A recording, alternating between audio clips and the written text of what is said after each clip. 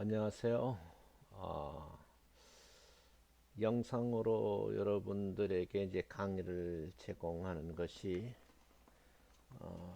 좋은 걸까? 아니면 수업 시간에 여러분을 만나 뵈면서 내용을 다루는 것이 좋을까?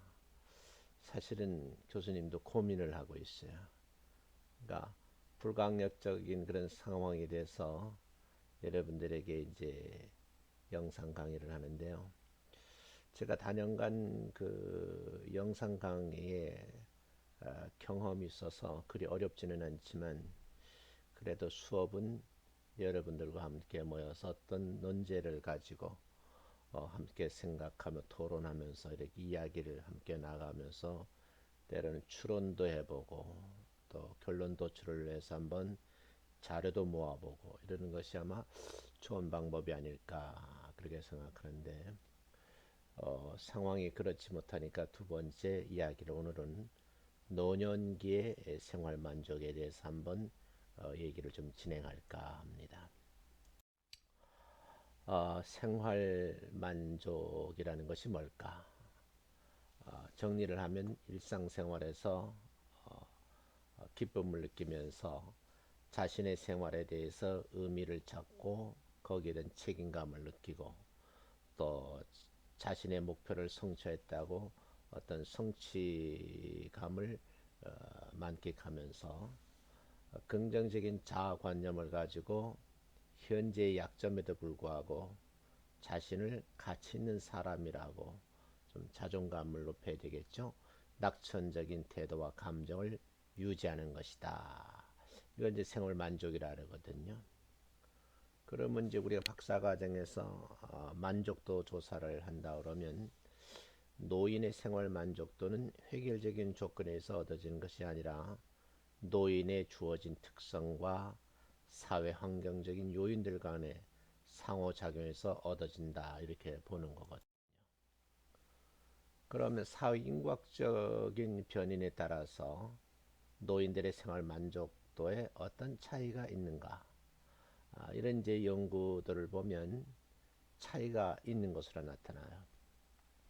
그런가 하면 결혼의 그 유지 상태, 그리고 배우자가 있는가 없는가 이런 것도 생활 만족도에 영향을 미친다고 이렇게 자료가 나와 있고요. 그러니까 노인 연령과 생활 만족도의 관계, 이제 이 관계를 할 때 우리는 이제 인과관계도 봐야 되고 상관관계도 봐야 했잖아요. 근데 생활 만족도의 강화는 아주 유미한 것으로 그렇게 연구된 자료를 보면 이제 조사가 되어 있고요. 노인의 동거 형태에 따라서 생활 만족도의 유의미한 차이가 나타나고 있습니다. 노인들의 경제적 상태는 생활 만족도에 깊은 영향을 미치게 되고요. 건강 상태는 생활의 여러 영역에 영향을 미치는 것 때문에 건강이 나쁠수록 생활 만족도가 저하되는 것으로 나타나 있습니다.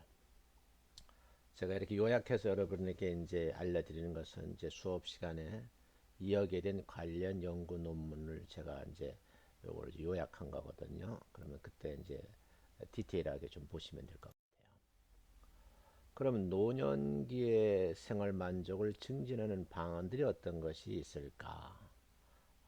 연구한 내용들을 보면 첫 번째 사회복지사들은 노인들을 위한 서비스나 프로그램을 제공할 때에 노인들의 삶의 질 향상에 도움이 될 수 있도록 그 프로그램을 기획하고 또 실행 계획을 해야 되게 되죠.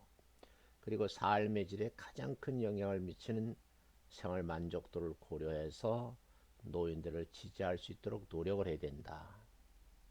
두 번째 방안은 노인들의 생활 만족도를 향상시키기 위해서는 정부가 기존의 노인복지 및 노인복지 서비스의 문제점을 면밀히 검토를 해서 잘못된 것이 있다면 그걸 시정하고 노인복지를 최우선 목표로 해서 노인들의 생활 만족도가 증진될 수 있도록 노인들에는 가족 부양 제도를 좀 후원해야 된다.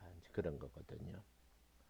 끝으로 노인들의 그 생활 만족도의 개선을 위해서 노인들이 자기 능력에 따라서 다양한 생산적인 활동에 적극적으로 참여할 수 있도록 사회 참여의 진작을 위한 후원적인 환경을 조성하고 자원을 제공하는 것이 필요하다. 이렇게 세 가지 방안을 얘기했습니다. 그럼 여러분들하고 이제 이런 내용을 가지고 실제 수업 시간에 한번 깊이 한번 토론을 해보도록 하겠습니다. 감사합니다. 다음 시간에 한번 다시 뵙죠. 고맙습니다.